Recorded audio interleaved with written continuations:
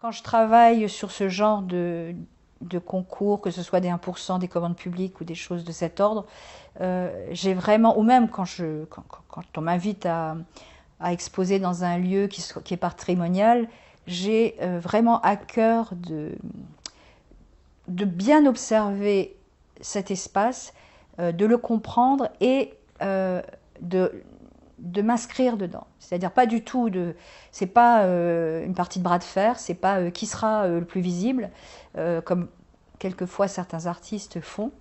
Mon idée, c'est au contraire de faire comme si mon œuvre y avait toujours été. C'est-à-dire de savoir m'appuyer sur des caractéristiques, de ne pas rentrer en conflit et de me servir de l'identité du lieu, de ses dimensions pour agir dessus et le rendre encore plus visible et encore plus juste. Voilà. Je dis ça aussi parce que l'été dernier, j'ai eu l'occasion à Angers, dans une très très belle abbaye qui s'appelle l'abbaye du Ronceret, où on m'a demandé, dans le cadre du cinquantenaire de la mort de Monsieur Lursa, de Jean Lursa, de montrer une pièce qui s'appelle Mundus Mundus Est, qui avait été montrée au musée de Rion dans l'exposition que Marie-Josée Linou m'avait très gentiment proposée pour montrer aux gens de Rion qu'est-ce que faisait l'artiste qui avait fabriqué cette pièce pour leur musée. Et elle avait souhaité que soit montrée cette pièce Mundus Mundus Est, qui était une installation qui était un grand collier de boules de miroirs à facettes, dont on avait montré dans une des salles du musée, qu'elle avait gentiment vidée, une version, disons, un peu rétrécie, parce que la pièce, sinon, elle fait 35 mètres de long, donc il fallait peut-être supprimer les boules centrales qui étaient les plus grosses. Mais donc cette pièce que j'ai remontrée à l'abbaye du Ronceret, ce qui m'a fait extrêmement plaisir, c'est que les visiteurs qui laissent des petits messages dans les livres d'or ont tous souligné qu'ils avaient, grâce à cette œuvre, vu le lieu à nouveau pour la première fois. Donc voilà, ça c'est pour moi un compliment, le plus beau compliment qu'un public puisse me faire, c'est que je n'ai pas écrasé, je n'ai pas effacé l'endroit, mais que je l'ai rendu neuf. Voilà, on peut le voir à nouveau. Et que ces petites ponctuations, là, bon, dans l'abbaye du Ronceret, c'était ce grand collier qui serpentait dans la nef au sol et qui éclairait par des bandeaux, disons, de projecteurs à faisceaux très très ponctuels, donc qui n'illuminaient pas l'espace, mais qui par contre frappaient chaque boule et la faisaient éclater en mille éclats sur la voûte, les murs, les sols, donc qui créaient une espèce de cosmos. Donc c'était comme une manière aussi de me servir du lieu, presque pour faire disparaître les murs ou pour les faire apparaître dans leur dimension complètement dilatée dans l'espace. Donc, bon, je vous raconte cette chose qui n'est pas propre, mais qui quand même fonctionne un petit peu comme la pièce passage, c'est-à-dire il s'agit de fabriquer des éclats lumineux et il s'agit d'inscrire ces éclats lumineux dans un lieu qui est solide, qui est compact, qui est opaque et qui va du coup se faire oublier d'une certaine manière ou au contraire se faire ressentir mais avec une forme de légèreté au lieu d'être simplement une coquille. Voilà, ça devient plutôt l'écran de certaines projections lumineuses. Voilà.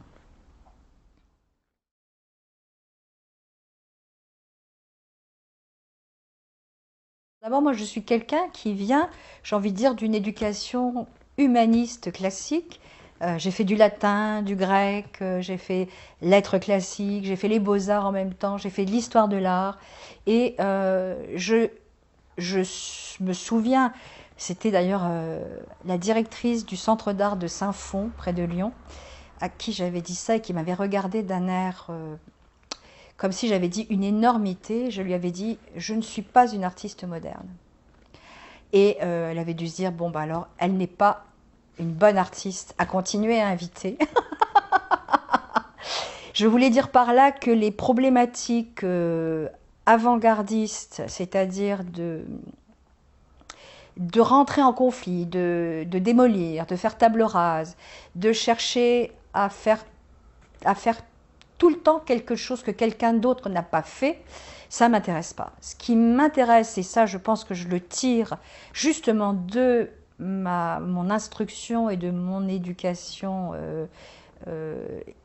extrêmement solidement établie sur les fonds patrimoniaux et classiques, et par la fréquentation aussi de certains poètes, ou certains, comment on pourrait dire, certains scientifiques qui n'ont rien à faire, si vous voulez, de positionnement narcissique pour inventer, notamment des gens comme Michel Cassé, que j'ai eu la chance de fréquenter, qui est un astrophysicien, et qui m'avait très aimablement invité à certains moments à des séminaires qu'il faisait dans les années 86 à l'Institut d'astrophysique, qui rassemblait un petit comité de mathématiciens, de physiciens, et lui c'est un spécialiste de la lumière, et on parlait de lumière notamment. Ces gens-là m'ont permis vraiment de comprendre que d'abord la création passait par toutes sortes de médiums, mais qu'elle était la même, c'est-à-dire que j'étais fascinée de voir qu'un astrophysicien est un artiste d'une certaine manière, il fonctionne de la même manière, sur les mêmes intuitions. Alors lui, il a, disons, des difficultés supplémentaires, c'est qu'on lui demande de faire la preuve plusieurs fois, alors que moi, on ne me demande aucune preuve. Mais quelque part, quand même, c'est faux, parce que je dois me faire la preuve, et je le sens quand la preuve est bonne. Voilà, elle ne passe pas par les mêmes tamis sévères qu'un physicien. Mais en tout cas, je pense que inventer, c'est retrouver, d'abord. C'est le mot étymologique, le sens étymologique du mot. Invenire, c'est trouver, retrouver. Donc, quelqu'un qui invente, c'est quelqu'un qui retrouve quelque chose qui ne se sait plus. Et donc, moi, comment on pourrait dire, en dehors de rechercher la lumière, la chose vraiment qui me tient toujours, qui me guide comme une boussole, c'est il faut que je réveille ce qui existe. Donc l'histoire, c'est pas de faire le singe pour faire la première grimace qui n'a pas été faite, mais c'est tout meurt, tout ternit, et il s'agit perpétuellement de relustrer les choses pour qu'elles se revoient. Voilà. Et donc, si la lumière m'intéresse, c'est pas non plus, j'ai envie de dire, à la manière peut-être de certains mouvements de la deuxième partie du XXe siècle, où chacun s'est saisi, les uns comme Dan Flavin, des tubes fluorescents, James Turrell, de certaines installations de tubes fluorescents aussi dans des espaces, Monsieur Verjus, des rondelles de projecteurs, de cadrage, etc. Ça m'intéresse absolument pas. Ce qui m'a intéressé d'abord, et ça vraiment, ça s'est défini par la fréquentation des physiciens de la lumière, c'est que la lumière est, Michel Cassé disait, c'est le dernier Far West. C'est-à-dire, c'est un objet d'étude qui n'a encore pas rendu une connaissance. On ne fait que tâtonner, et chaque fois, la lumière vous renvoie la réponse que vous voulez à la question que vous l'avez posée, mais si vous lui posez des questions contradictoires, elle vous répond d'une manière contradictoire, mais elle est toujours elle. C'est-à-dire que c'est vraiment un objet à facettes, et donc vous voyez que les facettes, si c'est pas seulement formel dans mon travail, j'aime pas les facettes parce que c'est kitsch ou que ça brille, mais parce que ça exprime vraiment profondément notre capacité à entrer en contact, en connaissance avec la lumière, qui ne nous donne toujours que des facettes.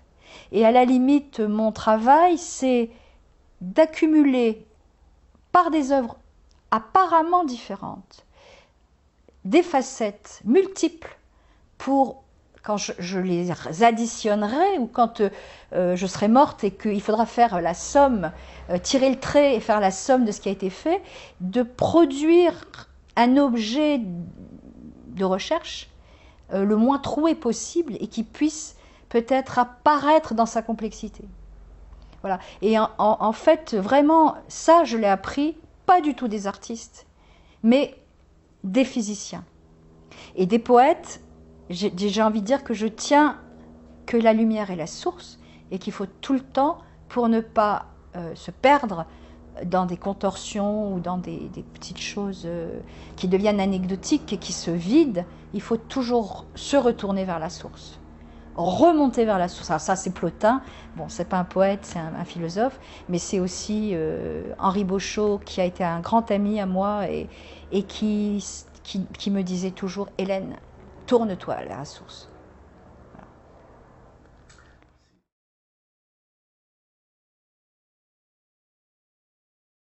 Ce qu'a noté Marie-Josée Linoux dans cette espèce, comment dire, de fond patrimonial, c'est très très vrai. Et c'est quelque chose que je ne peux pas lâcher, si vous voulez. Parce que voilà, je ne suis pas née de rien. Je suis fille de quelque chose. Et ça, si vous voulez, c'est quelque chose qui est très très peu, comment on pourrait dire, valorisé aujourd'hui par l'institution française notamment, qui aime qu'on soit en rupture. Voilà. Et moi, je crois que je ne l'ai jamais été. Je ne l'ai pas dit tout de suite parce que je ne m'en rendais pas compte, mais plus je vieillis et plus je sais ce que je dois et de quoi je suis faite. Je veux dire, je ne suis pas née comme ça, surgie de rien. Et en plus, j'ai vraiment ce souci d'être en lien avec ces vieilles choses qui sont des moments dans l'histoire où quelque chose de neuf s'est dit, que après on a digéré, et de revenir et de redialoguer et de le réveiller avec mon langage d'aujourd'hui, parce que je suis quelqu'un du 20e, 21e siècle, et que je suis curieuse du monde où je vis, et que donc je suis faite aussi du monde où je vis. Mais en tout cas, je crois que ce qui me distingue profondément et qui me rend effectivement moins lisse ou moins caricaturale ou moins comment on pourrait dire, aussi facilement repérable que mes collègues artistes qui travaillent avec la lumière, c'est que je me fiche complètement non seulement des médiums que j'ai à utiliser pour essayer de la rendre visible, mais qu'en plus je sais que chaque fois que j'insiste avec je tue la lumière. Donc c'est par fidélité à la lumière que je suis infidèle à tous les médiums. Là,